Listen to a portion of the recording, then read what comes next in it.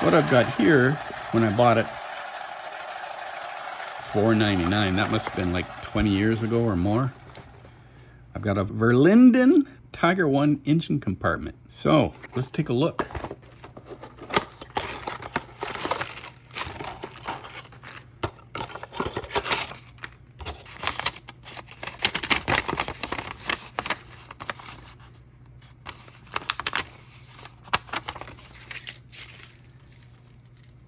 We got some photoetch here.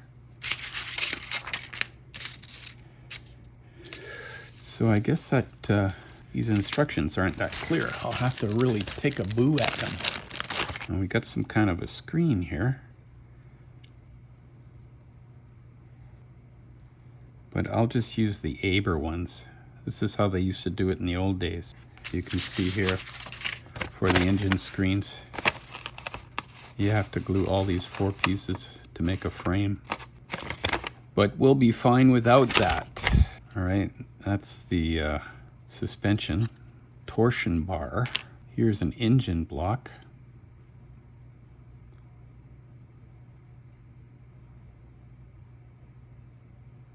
Some fuel stuff, maybe water, I mean. Yeah, not too much to it. Yep. Got all the parts here anyway, so that's good. This will be the big job, taking that off, eh? So let's start with that then, shall we?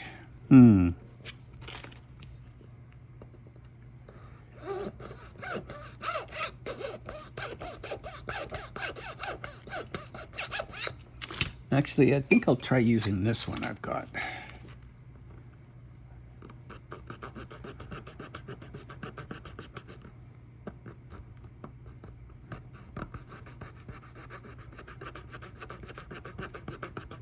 That's a big block. Jeez. Yeah, that's not good. All right, I give up on that one.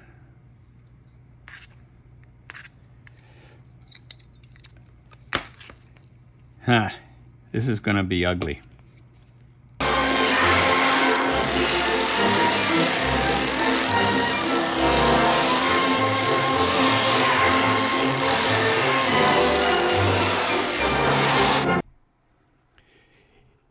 It was at this point where I took drastic measures and I grabbed my Fordham rotary tool and I attached a saw blade to the end of it.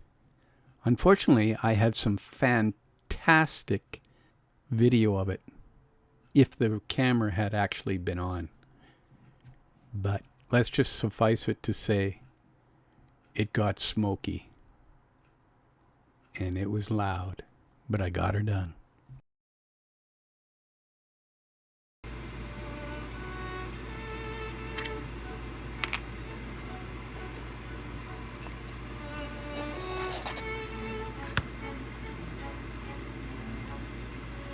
That's a big piece of resin.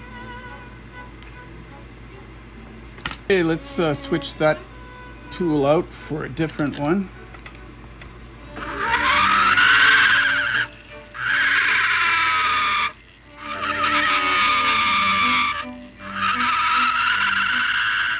So what we're doing here is we're hogging it out.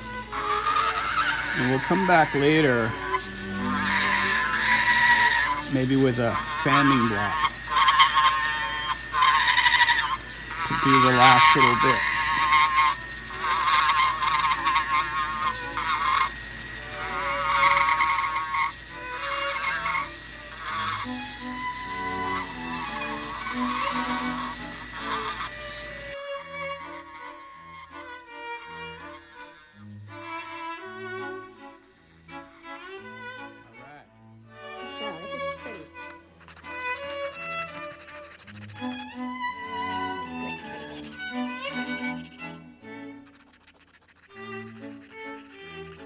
Boy, I can sure smell that resin, eh? The old school resin smell. You know, back in the day on Missing Links, people would always talk about, I can smell the resin, before they would go to like an amps show or something like that. All right, we're getting close. Basically, I keep sanding on the back here until it just breaks away. And I gotta keep it level. That's the thing, that's the trick.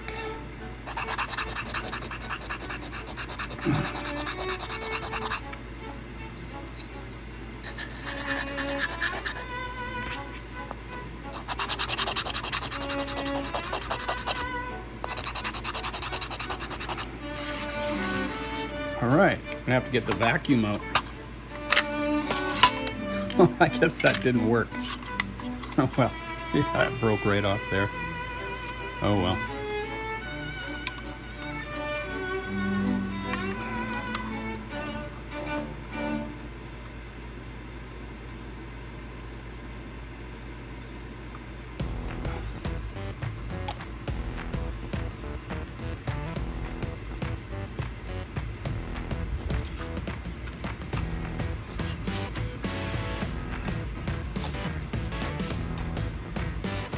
Okay, let's get rid of this one now.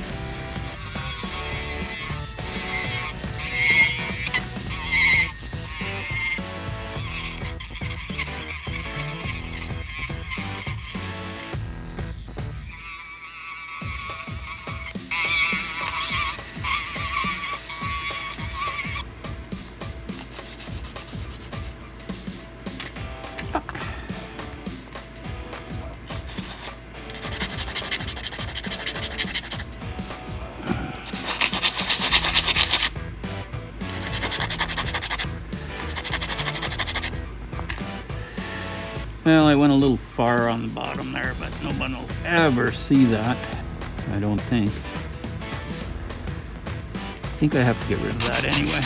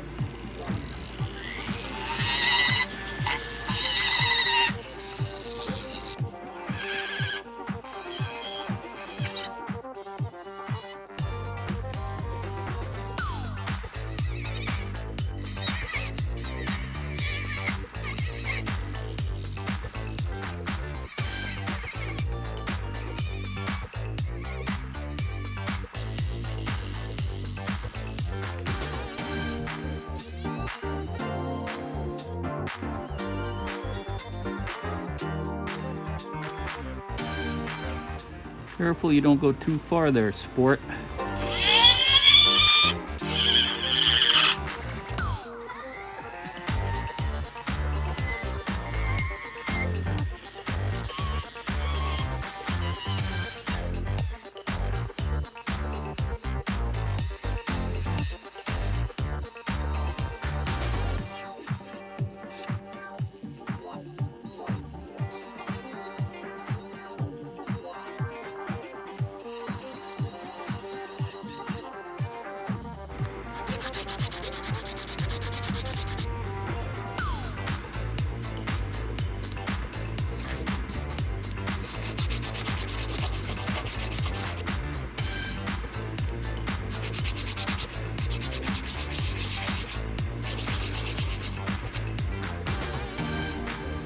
All right. That's a lot of dust.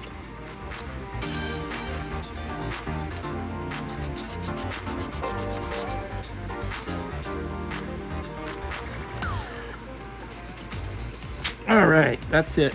We're done. Oh no, there's still one more piece here. Forgot.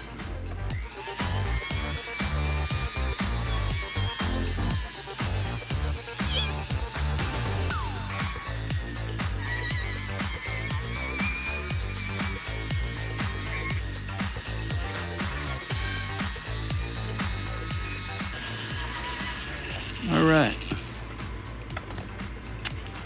Finish that off. This. There, you see. Smooth it out. Now, cleanup time. And yeah, I did wear a mask. If you want to see. You see? Oh, you can't see anymore. There's so much dust. I should have checked. Yeah, that's lots of dust. Holy crap.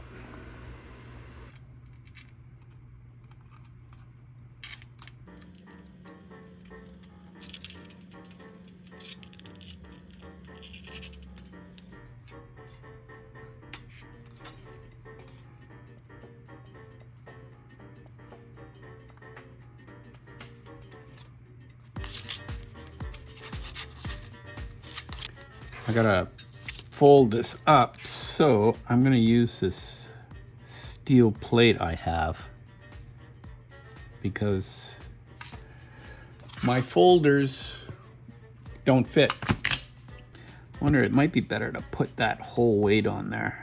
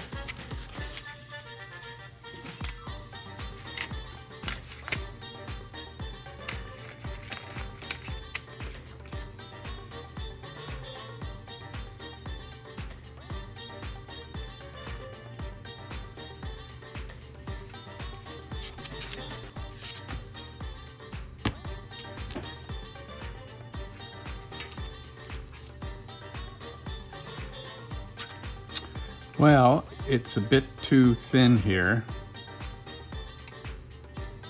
I don't understand. I have one in the morning, 2 hours. Okay. And then when I finish, I available until 2 hours. And then 8 hours. When I finish, the next one coming. Actually, he massage 1 hour. And then he sent him mine. Can you do 90 minutes? Wow. Oh. And then reception said, I think you don't get the tip with this guy. I have 25.99.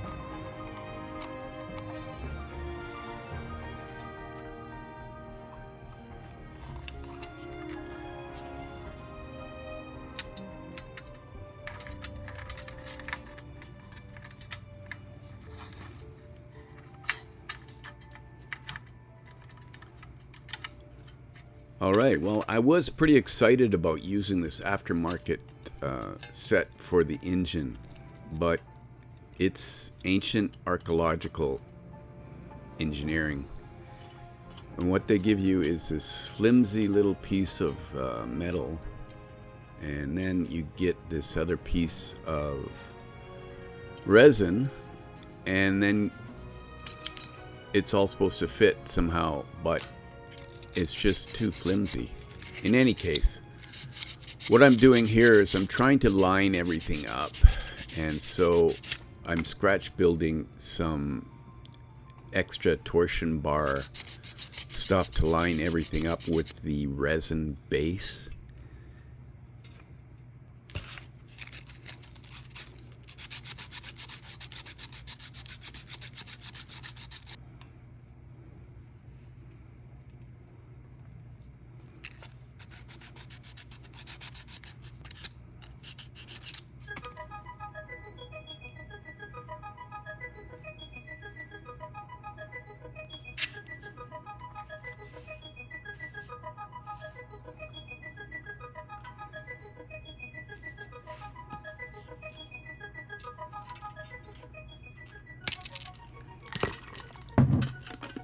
So what I'm trying to do here is line up the torsion bar parts that are molded onto the resin piece with the openings that are on the side of the metal photo etch.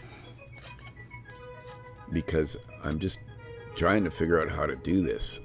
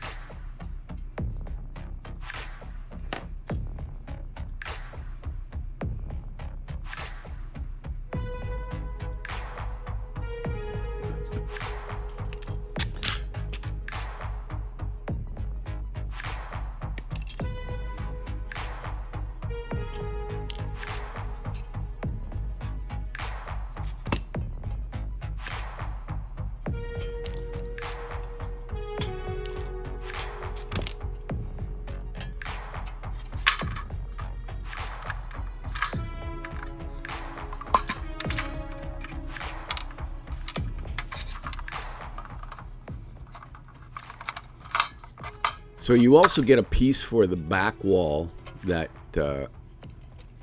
you're supposed to use as well. And, you know, as I went through this whole process, never having used this aftermarket thing before, it was just a real battle to try to figure everything out. And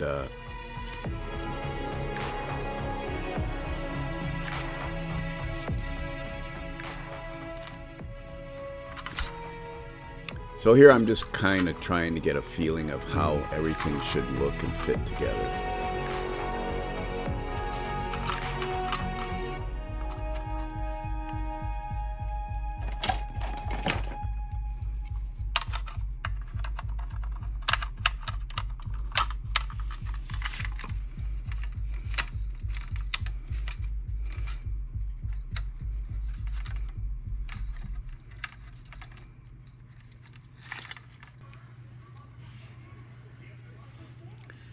Then there's these other parts that go on the bottom of the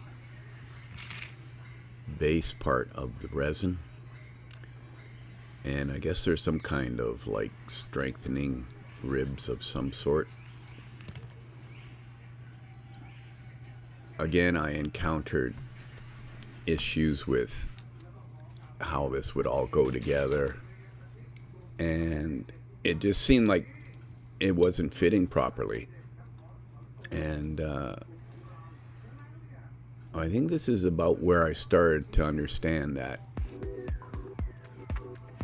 maybe the resin had shrunk since the issue of this kit.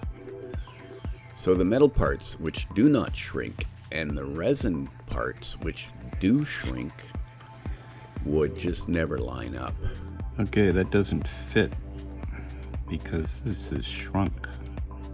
So I think it became obvious to me that this was just a futile effort.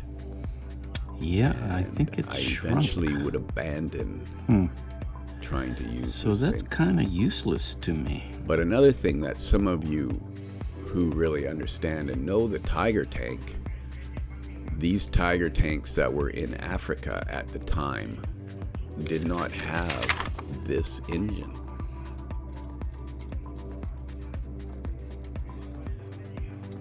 Yeah, it doesn't fit. So I'm gonna take that all apart and I'm gonna scratch build that. Try again. Because it's not right. These early Tiger tanks used a different engine, and I didn't realize that. I mean, for me, this project, even though I've been building tanks for a long time and I've been around it, I've got tons of reference. You know, there's just so many other topics I look at, and there's only so much time in the day. There's only so many brain cells.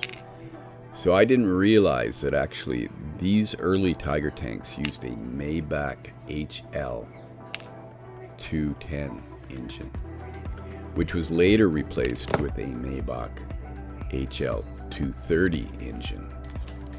And yeah, so this is just a complete blind alley I've been going down. And why I'm sharing it with you is because, you know, this is more about learning about things rather than, you know, necessarily looking good, you know, and trying to present myself as some kind of expert. I'm an expert in some things. I mean, I make my living, you know, as a scenic artist in the movie industry. So there's lots of techniques and, you know, ways of doing things that I've been working with for, you know, as a member of an IATSE union in Vancouver, British Columbia for about 27 years. And that's our job, is to take something that was just built yesterday and make it look like it's been there forever. Or it could be something else, like, you know, I worked on the tank that was in the A-Team movie at the beginning where it comes out of the airplane. That was my project for, I don't know how long, maybe 2 months or something. And that was all made out of MDF. And, but yeah, anyways, what I'm saying is I'm learning more about the Tiger tank just by going down these blind alleys. What you see here is another interior kit from Verlinden that I bought back in the day. And as you can see, it's just a jumble of resin stuff. I guess I'm wondering how, number one, did all this stuff shrink as well? Is it actually going to be useful? And number two, how accurate it is. in any case, I think I bought that for $100 back like in the 90s, and you know, you can buy an RFM Tiger tank today with an interior for around that price, and everything fits really good. You don't have to clean up all the resin and stuff. So, you know, even though I bought all this stuff and I have it in my inventory, it's really from the dark ages of modeling compared to what's available today, even with the new 3D printing that is out there. I personally am not getting into the 3D printing. I just don't have the space and nor the time. I mean, figuring out how to use some kind of a CAD program would just take up so much of my modeling time, and my enjoyment is actually, like, I enjoy doing stuff like this with my hands and figuring out stuff. And yeah, maybe the 3D stuff looks amazing and it's so cool, but in a way it's like, for me, it becomes a little bit too sanitary and detached from the actual model building that I like to do. I mean, that's not to say that when I move to Thailand in my retirement and I'm sitting there and I have the time, who knows, maybe I'll do it. But then again, as I get older, my need to buy things and have things really is changing. Like, if one piece of advice I can give to any newcomers out there, don't buy a whole bunch of kits that you think you're going to be building in your retirement. Because by the time you get there, the engineering and the information and the techniques and everything like that for manufacturing modeling kits will be so far advanced, you'll be kicking yourself that you spent all that money on these sort of archaic ways of doing things. In any case, here you can see I'm trying to actually like manufacture some kind of like torsion bar attachment points. But I think this is where I'm starting to go, you know, what the hell am I doing?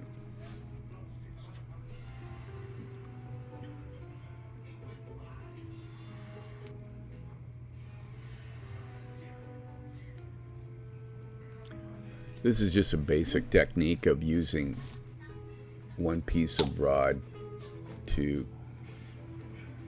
insert into another piece of rod to give the impression of, you know, some kind of metallic rod of some sort.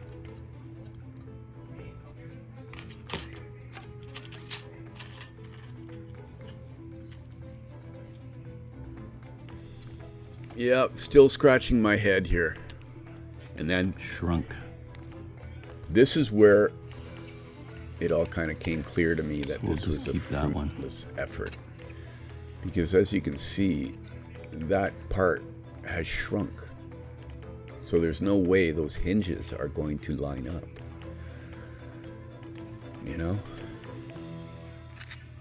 Also, I think this is where I started to notice that maybe these parts are different than the ones that are on the Tamiya. And then I'm started looking at some of my reference as to, you know, what's going on. And then that's when I noticed the 2 air cleaners as opposed to the 3 air cleaners that are on the earlier engine. Anyways,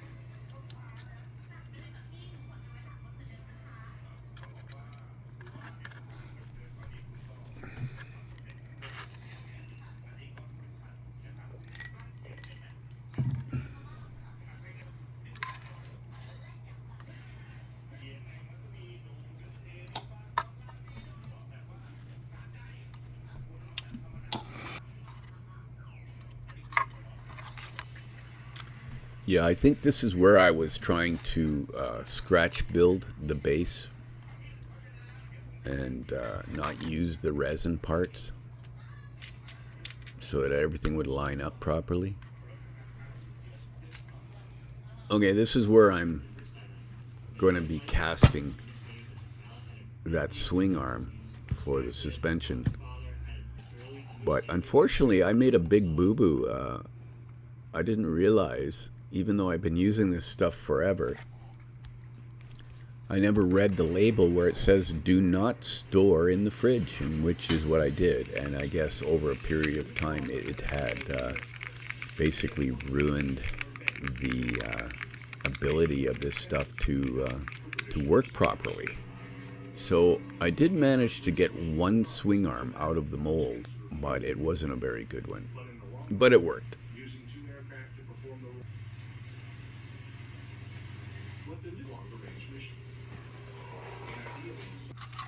Well, I've decided not to put the engine in because, number one, I think it's the wrong engine for this early version. And number two, it's just really a piece of junk. I don't know, I may try and use it in another kit at some point, but it's pretty bad. So moving forward.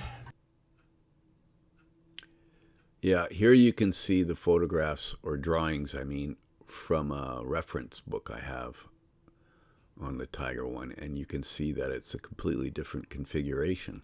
Duh. You know, but live and learn. I'm just going to sand all this filling in that I did.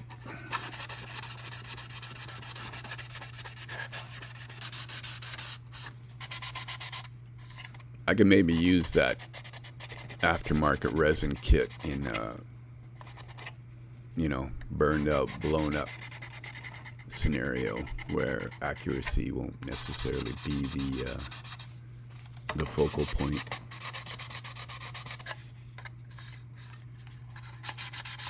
You know, that's the thing when you're embarking on a new project. A lot of it is new, and it's a learning experience.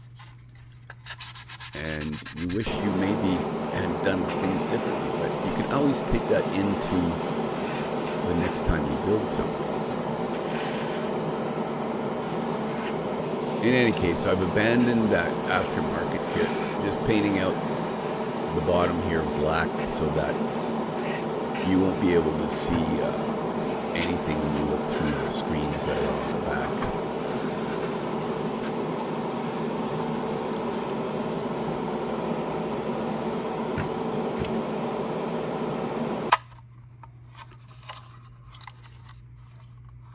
Here we go. So having done a 180-degree turn on putting an engine in this thing, we'll just get this together now. I sprayed it out with black Mr.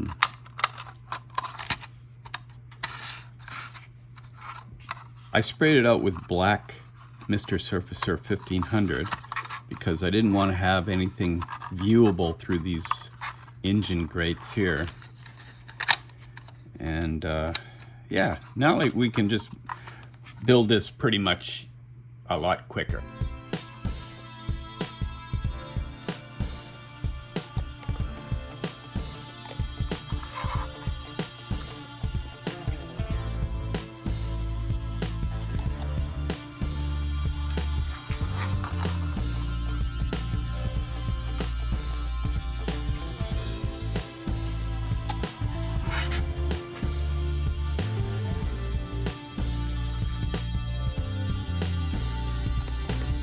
All right, I had a brain fart there, and I shouldn't have glued that on yet because I still have other things to do, and I've taken this front plate right off as well. So, holy smokes, eh? All right, let's get back on track here. What we'll do is we'll do all this stuff, get it out of the way. All right, so I don't know if I should have left the big mistakes in place, but I guess I'll just leave them in place to show that I'm human. I mean, part of the thing about building a model kit is researching and discovering things, and unfortunately I kind of make mistakes along the way, I often do that too, or not often, but sometimes I'll glue a part in place before I actually have finished some, just because I think I'm eager to get to a certain point, and you know, I just forget. That's in there,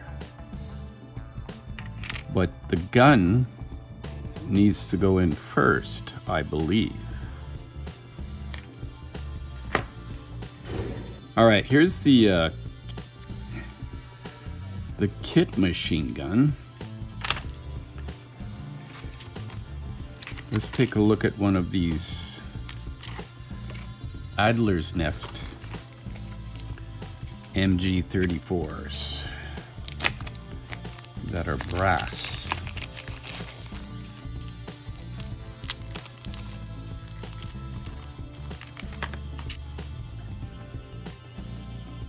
So this one's got lots more bumps on it.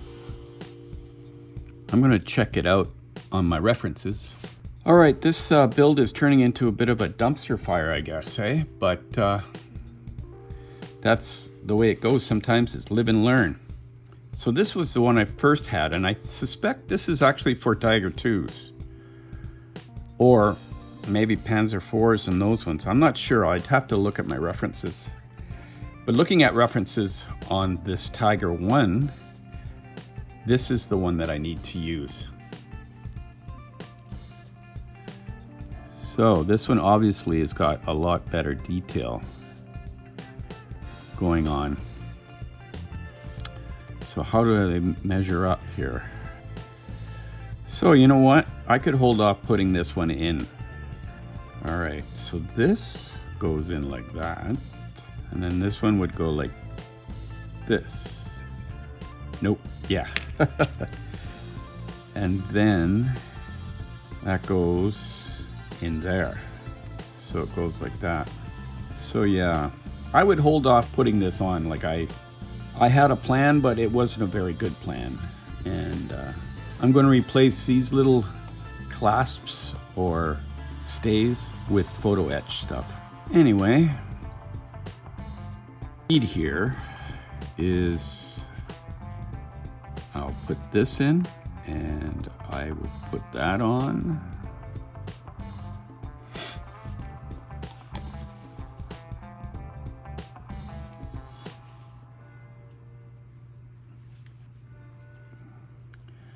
Now, so looking at this, I can put that in there and I can see where that belongs. Now, what I could do, what I'm gonna try and do is I'm gonna build up some sidewalls and then have like, I guess it's like called a post and lintel kind of thing. I could maybe just put some two-part putty in there and then drill it out, but I'm gonna try this so then I can, I'm worried about how it looks from the front for the where the Kugelblend ball, the little ball socket. I don't want that little space to be filled up, even though it probably wouldn't be. I don't know. Sometimes I overthink things, I guess. But what I'm going to try and do here, because the number one concern is making sure if I use this aftermarket barrel, that it is coming out at the same level as this other one, right? With it in place, let's see, I'll stick that in there.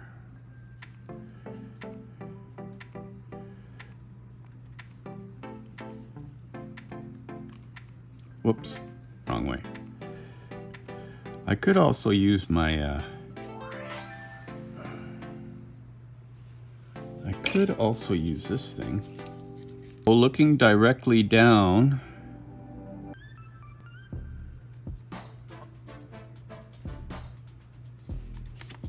yep, okay. So the thing is I can always drill a hole.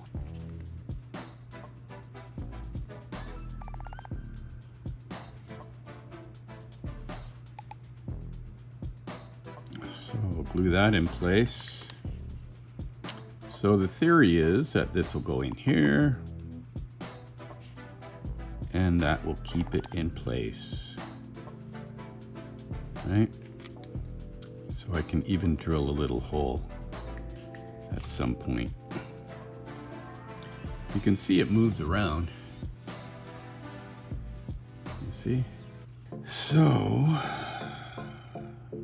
let's let that dry. Okay, so we're gonna do the driver's armor here. His vision, I don't know, what do you call it? Vision slit, vision portal. Now, there is an issue with how many eyes or how many holes are in the front plate here. So I'll have to dig into that, look into my references.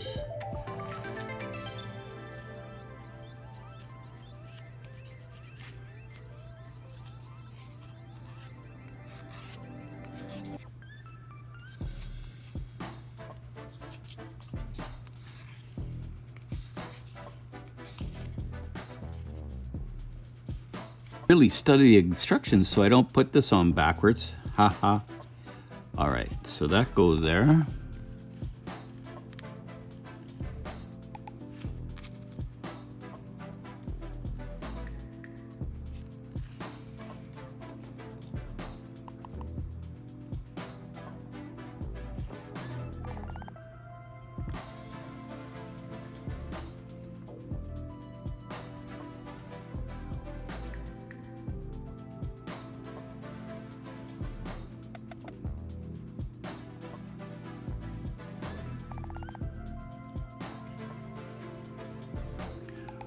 All right, now that that is completed, I can properly glue it in now.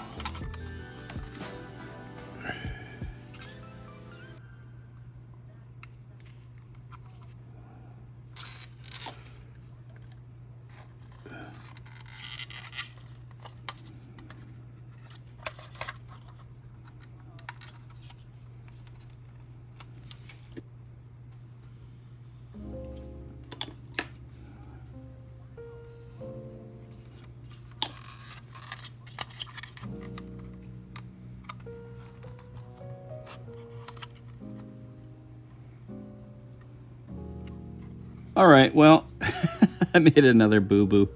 I should have glued these on before.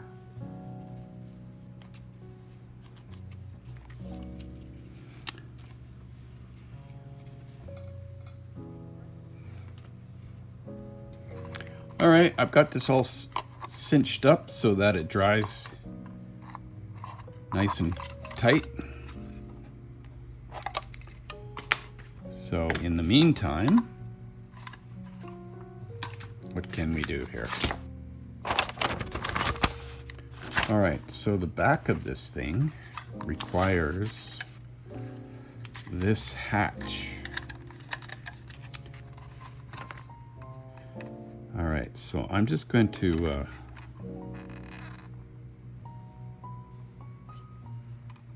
glue that in there.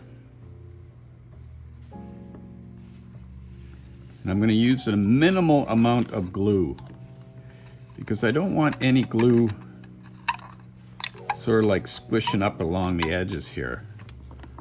So strategically, I'm going to put it right on the hinge here and maybe at the top. And just make sure the gap looks the same everywhere. That Tamiya glue sets up pretty quick. Now don't put any pressure on that because it'll screw it up. Now what we're gonna do,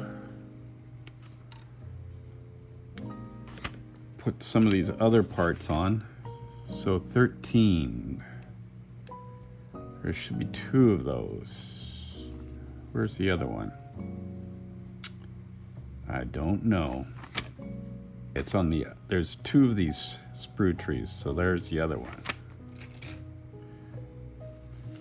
So I could make these out of brass wire, but I think these will look way better.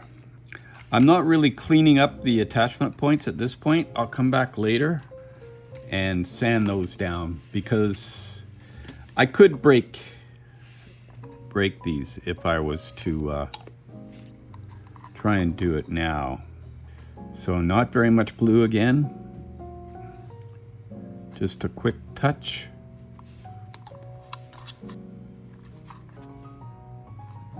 Make sure they're 90 degrees. Okay, this one we can clean up.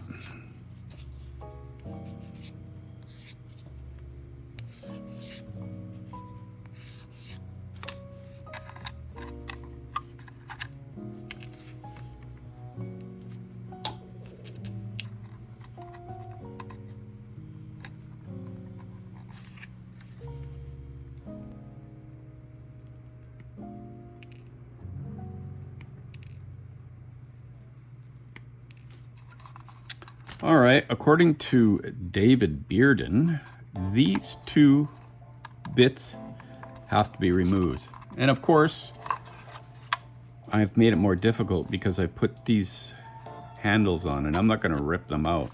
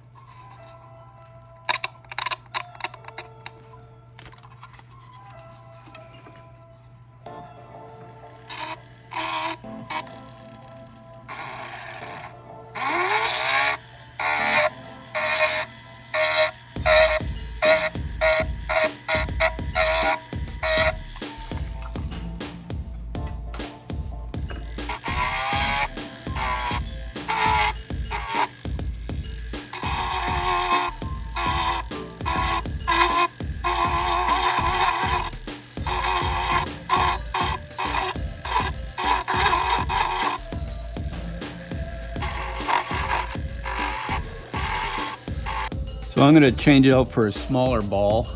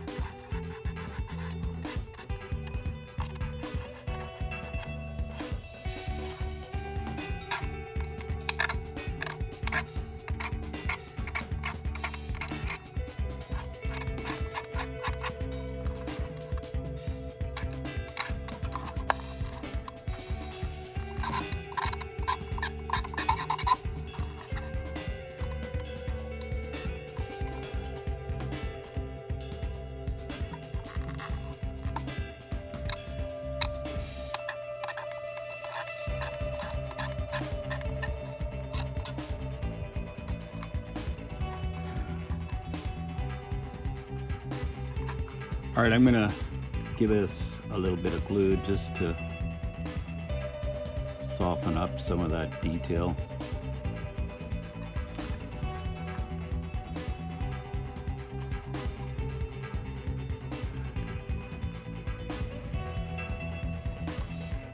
All right, moving on.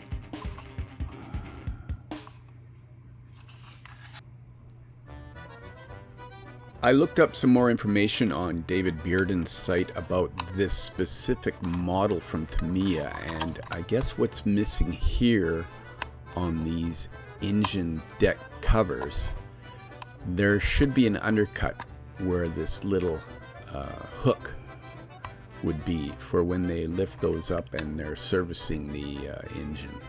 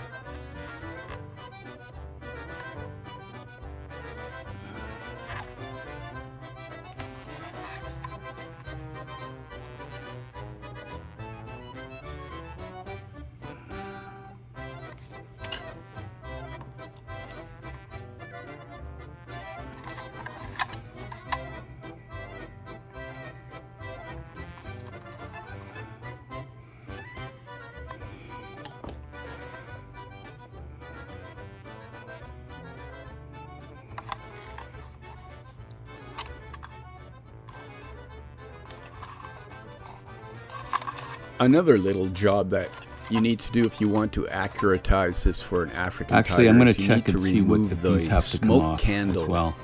mounting points that are on the upper hull. There's two in the front, and then if you look back where the engine covers are, there's one on the left-hand side that you need to get rid of as well.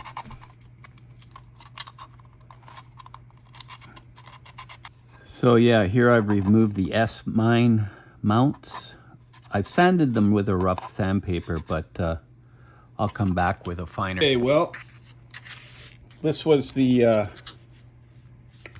first cast that I got with the mold, and it didn't work out. I didn't use the pressure pot, so I'll do another one with the pressure pot. Okay, so apparently this front towing thing should be more in line with the front of the hull. So let's take a sanding block, sand that back a bit.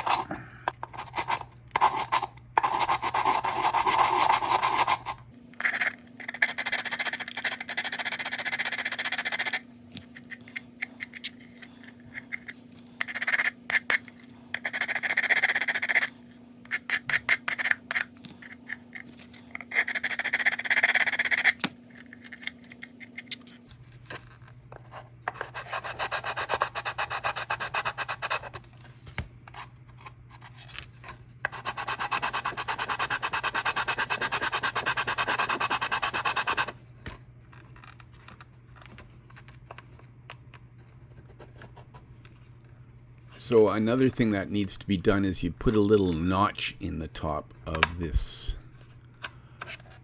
This is just a preliminary attempt at dealing with these sort of front areas where the towing shackles go into. I'm going to come back and revisit this and basically scratch build something with some plastic card because I wasn't happy with it. And as a matter of fact, I come to revisit it again after referring to a more modern kit and how everything looks on it. So stay tuned. Well, I put that in an upside down, wouldn't you know it? The hits just keep on coming. So embarrassing.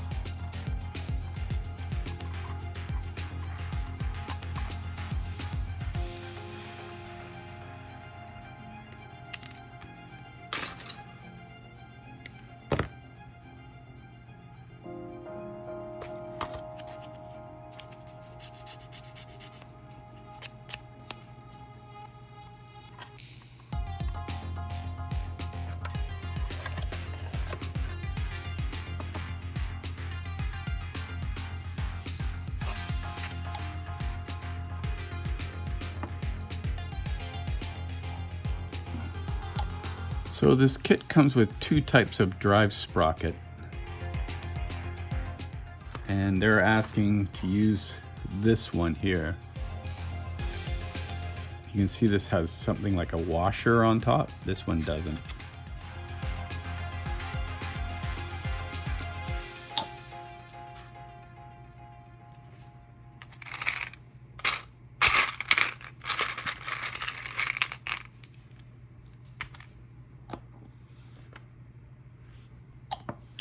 Well, my friends, it looks like we've come to the end of another episode. This has been a bit of a weird episode in that I basically spent a lot of time, and whatever I worked on was not of use to the project except from a learning point of view, which is valuable. In any case, we've got a lot more coming with this Tiger 1 build from Tamiya, and me trying to do an accurate version of a Tiger tank in Africa. So that's it for this episode. But in the meantime, and in between time, that's another edition of Jet Scale Models. You all come back now, you hear?